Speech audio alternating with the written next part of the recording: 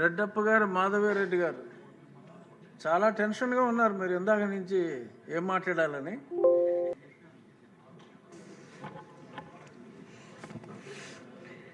లేను అధ్యక్ష, ఏం టెన్షన్లో లేను.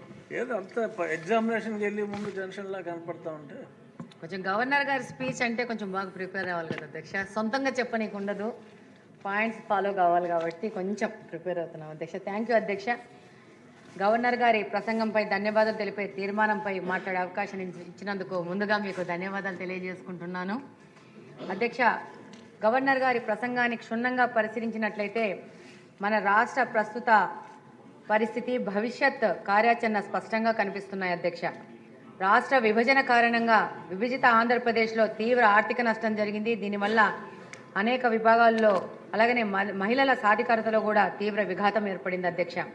మన ముఖ్యమంత్రి మాన్యశ్రీ నారా చంద్రబాబు నాయుడు గారు మహిళల సాధికారతకు ప్రధాన ప్రాధాన్యం ఇస్తూ అలాగనే ఎక్కడ మహిళలు ఆర్థికంగా, సామాజికంగా, రాజకీయంగా ఉన్నత స్థానంలో ఉంటారో అక్కడ అభివృద్ధి సాధ్యమని సంపూర్ణంగా నమ్ముతూ రాష్ట్రంలో మహిళా పక్షపాతి ఎవరైనా ఉన్నారో అంటే అది ఒక్క చంద్రబాబు నాయుడు గారు అనే విధంగా మన రాష్ట్రం ముందుకెళ్తా ఉంది అధ్యక్ష. అధ్యక్ష, మన ముఖ్యమంత్రి గారికి మహిళల శక్తి సామర్థ్యాలపై, వారి యొక్క ఆర్థిక క్రమశిక్షణపై అపార విశ్వాసం ఉంది అధ్యక్ష. ఎటువంటి ప్రభుత్వ పథకాన్ని ప్రవేశపెట్టినా అది ఉమెన్ సెంట్రింగ్గా ఉంటేనే ఫలవంతం అవుతుందని మన ముఖ్యమంత్రి గారి ప్రధాన విశ్వాసం అధ్యక్ష. ఇందులో భాగంగానే మహిళలే అభివృద్ధికి కేంద్రం అన్న మాట నినాదంగా కాదు, నేడు అమల్లో కనిపిస్తూ ఉంది అధ్యక్ష. చంద్రబాబు నాయుడు గారి నాయకత్వంలో డ్వాక్రా సంఘాలకు మళ్లీ ప్రాణం పోసి మహిళల చేతుల్లోనే ఆర్థిక నిర్ణయాలు ఉండేలా కూటమి ప్రభుత్వం చేసింది అధ్యక్ష. 0 వడ్డీకి రుణాలు కానీ, అలాగనే రుణాల పరిమితిని 5 లక్షలకు పెంచి మహిళలకు నిజమైన పెట్టుబడి అవకాశాలు ఇచ్చింది అధ్యక్ష. కూటమి ఒక్కో మహిళకు 50,000 నుంచి 5 లక్షల వరకు రుణాల పరిమితి పెంచి చిన్న పనులు కాదు పెద్ద వ్యాపారాలు చేసే స్థాయికి మహిళలను తీసుకొచ్చి ఈ యొక్క రుణాల పరిమితిని 10 లక్షలకు పెంచే విధంగా ఆలోచన చేస్తూ కూటమి ప్రభుత్వం నడుస్తోంది అధ్యక్ష.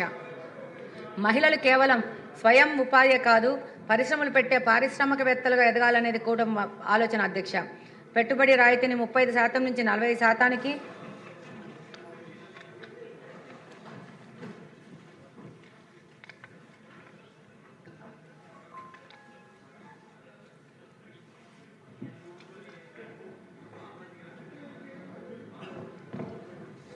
పెట్టుబడి రాయితీని 35% నుంచి 40%కి పెంచడం మహిళా వ్యాపారవేత్తల్లో చారిత్రాత్మక నిర్ణయం అధ్యక్ష. 2024-25 బడ్జెట్లో 1,250 కోట్ల కేటాయింపులు చేసి గ్రామీణ పట్టణ మహిళలకు సమాన అవకాశాలు కల్పించడము, అలాగనే పొదుపు సంఘాలను ప్రారంభించి పొదుపు సంఘాలను పెంచి కుటుంబాలను పరిపుష్టతకు పునాదులు వేసిన ఆర్థికవేత్త మన ముఖ్యమంత్రి గారు నారా చంద్రబాబు నాయుడు గారు అధ్యక్ష. ప్రస్తుతం ఆయన ప్రారంభించిన పొదుపు సంఘాల ద్వారా గ్రామీణ ప్రాంతాల్లో దాదాపు 8.5 లక్షల పొదుపు సంఘాల ద్వారా 8 లక్షల మంది మహిళలకు దాదాపు 55,521 కోట్ల రూపాయలు లోన్లుగా అందించడం జరిగింది అధ్యక్ష. పట్టణ ప్రాంతాల్లో దాదాపు 2.65 లక్షల పొదుపు సంఘాలలోని 26.5 లక్షల మంది మహిళలకు 8,700 కోట్ల రూపాయల మొత్తాన్ని లోన్గా అందించి స్వయం సహాయక సంఘాల మహిళలను స్వయం వృద్ధి ఉపాధి సంఘాలుగా తీర్చిదిద్దారు మన ముఖ్యమంత్రి నారా చంద్రబాబు నాయుడు గారు అధ్యక్ష. ప్రస్తుతం మన కూటమి ప్రభుత్వం అమలు చేసిన సూపర్ 6లోని పథకాలన్నీ కూడా మహిళా సాధికారతను దృష్టిలో ఉంచుకొని ప్రవేశపెట్టినవే అధ్యక్ష. ఈరోజు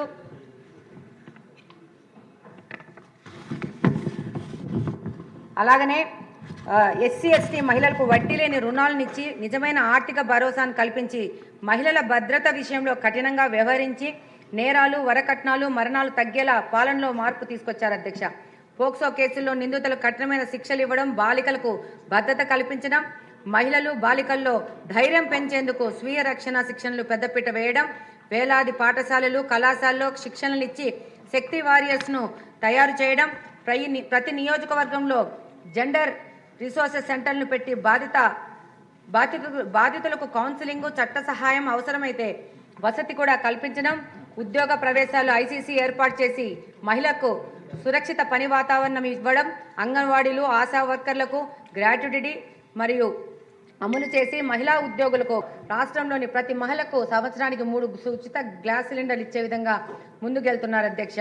అలాగనే తల్లికి వందనం ద్వారా రాష్ట్రంలోని మహిళలకు ఎంతమంది పిల్లలు ఉంటే ఒక కుటుంబంలో అంతమంది పిల్లలకి తల్లికి వందనం ద్వారా 15,000 రూపాయలు అందించిన ఘనత మన చంద్రన్న గారికి సొంతం అధ్యక్ష. అలాగనే 18 నెలల్లో 70,000 కోట్లు ఖర్చు చేశారు అధ్యక్ష ఈ సంక్షేమ పథకాల కోసము.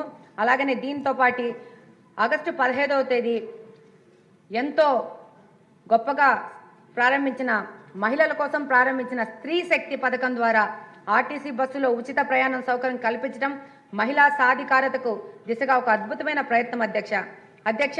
ఈ ఉచిత బస్సు సౌకర్యం సమాజంలో చాలా మంచి పరిణామాలకు దారితీసింది అధ్యక్ష. గ్రామీణ ప్రాంతాల పేద విద్యార్థినులు ఈ సౌకర్యాన్ని వినియోగించుకుంటూ ఉన్నత చదువులు చదువుకునే అవకాశం వచ్చింది అధ్యక్ష. గ్రామాలలో ఉపాధి అవకాశాలు లేని మహిళలు బస్సు ఛార్జీల కోసం ఇబ్బంది పడకుండా ఆర్టీసీ బస్సులో ఉచిత ప్రయాణం చేసి పట్టణాలలో సొంత చిరు వ్యాపారాలు చిన్న ఉద్యోగ అవకాశాలు చేసుకుంటూ జీవనోపాధి పొందుతున్నారు అధ్యక్ష. ఇప్పటి వరకు దాదాపు 1,200 కోట్లు అడ్వాన్స్ ఇచ్చి 2026 మార్చి వరకు నిధులు కేటాయించడం ఈ యొక్క స్త్రీశక్తి ప్రోగ్రాము ఇంత స్ట్రాంగ్గా ముందుకెళ్తోంది అధ్యక్ష. స్త్రీశక్తి ద్వారా నిజంగానే స్త్రీశక్తిని వెలికి తీసి అవకాశం వచ్చింది అధ్యక్ష. తద్వారా రాష్ట్ర GSDPలో మరింత పెరుగుతుంది అధ్యక్ష. దీనికోసం భారము 2,100 కోట్లు చేసి దానికోసం 8,454 బస్సులు అందుబాటులో తేవడమే కాకుండా ఘాట్ రోడ్లలో దేవాలయాలకు టూరిజం స్పాట్స్ కూడా ఈ పథకాన్ని విస్తరించడం అధ్యక్ష. స్త్రీశక్తి పథకం కింద ప్రతి మహిళకు 1,500 నుంచి 3,000 రూపాయలు లబ్ధి పొందడమే కాకుండా ఉపాధి అవకాశాలు పొందడం ద్వారా ఆర్థికంగా ఎదుగుతున్నారు అధ్యక్ష. కాబట్టి స్త్రీశక్తి పథకం అనేది సంక్షేమ పథకం కాదు అధ్యక్ష. అంతేకాకుండా ఈ పథకాన్ని ప్రభుత్వం చేసే వ్యయం కూడా కాదు అధ్యక్ష. దీని పెట్టుబడిలాగా చెప్పుకోవాల్సి ఉంటుంది అధ్యక్ష. చంద్రబాబు నాయుడు గారి విజన్లో భాగమైన మహిళా వర్క్ ఫోర్స్ పార్టిసిపేషన్ రేషియోను ప్రస్తుతం ఉన్న 45% నుంచి 2047 నాటికి 85% పెంచాలన్న లక్ష్యానికి ఈ స్త్రీశక్తి పథకం ఎంతగానో తోడ్పడుతుందని తెలియజేస్తున్నాను అధ్యక్ష.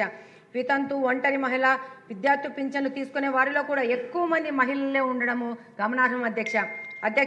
ప్రస్తుతము 1,924 కోట్ల రూపాయల వ్యయం చేసి రాష్ట్రంలో 1,25,000 మంది మహిళలను వ్యాపారవేత్తలుగా చేర్చాలని సంకల్పించారు మన ముఖ్యమంత్రి గారు. దీనికోసము స్మార్ట్ కార్డ్ అని తీసుకొని వచ్చారు అధ్యక్ష. చిరు వ్యాపారాలు చేసే మహిళలకు కానీ వాళ్ళ కుటుంబ సభ్యులకు కానీ స్మార్ట్ కార్డ్ ఇచ్చి ఈ కాల్ మనీ సెంటర్స్ ద్వారా డిపెండ్ కాకుండా ప్రభుత్వమే వారికి ఆర్థిక సహాయం చేస్తూ వీళ్ళు 1వ విడత 2వ విడత మంచిగా కడితే వీటి యొక్క ఆర్థిక సహాయం యొక్క కెపాసిటీని 50,000కు పెంచడం జరిగింది అధ్యక్ష. అలాగనే ఈ కార్యక్రమం కింద ఆంధ్రప్రదేశ్లో కడప PPP విధానంలో మెడికల్ కాలేజీ నిర్మాణంకు పేద విద్యార్థులకి సాయం చేస్తూ 110 వైద్య సీట్ రావడము లాస్ట్ అధ్యక్ష ఒక్క పారాగ్రాఫ్ అధ్యక్ష. చివరిగా ఒక ముఖ్య విషయం అధ్యక్ష. భారత రాజ్యాంగ స్ఫూర్తితో రాష్ట్రంలోని ప్రజలందరికీ కుల మత ప్రాంత వర్గ స్త్రీ పురుష వివక్షణ లేకుండా అందరికీ అన్ని రంగాలలో సమాన అవకాశాలు కల్పించే ధ్యేయంగా పనిచేస్తున్న మన ముఖ్యమంత్రి గారు మన శ్రీ నారా చంద్రబాబు నాయుడు గారికి నిబద్ధత మారుపేరైన ఉప ముఖ్యమంత్రి వర్యులు శ్రీ కొనిదెల పవన్ కళ్యాణ్ గారికి మరియు రాష్ట్ర ముఖ్య మంత్రివర్యులు యువగలం సారథైన శ్రీ నారా లోకేష్ బాబు గారికి నాకు ఈ అవకాశం ఇచ్చినందుకు హృదయపూర్వక ధన్యవాదాలు తెలియజేసుకుంటూ ధన్యవాదాలు అధ్యక్ష. సభ్యులకు చిన్న మనవి. గవర్నర్ గారు ప్రసంగాన్ని ఆకలింపు చేసుకొని అర్థవంతంగా చెప్పగలిగితే చాలా బాగుంటుంది. మళ్ళీ దాన్నే తిరిగి చదవటం కాకుండా బెందాలం అశోక్ గారు.